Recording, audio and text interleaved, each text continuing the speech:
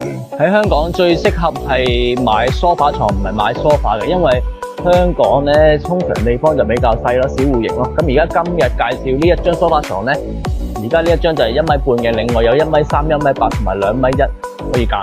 而家呢個座深就係90公分嘅咯，咁座高咧就43cm 左右啦。咁而家打開半躺嘅狀態係非常之簡單嘅啫，就係有100打開嘅深度啦，出嚟長度啦有155cm 咯。咁背脊去到前面嗰 155cm， 咁另外背脊位可以變床嘅，成張打開晒就係1.88米，188公分。咁而家呢一張特色咧就係扶手位咧好厚啦，同埋一個頭枕位都好厚啦。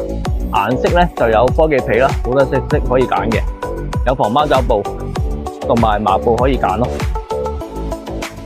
咁而家呢一張咧就係啦，呢個位咧就直情係當枕頭咁樣咯。咁收亦都非常之簡單，即係推返埋去，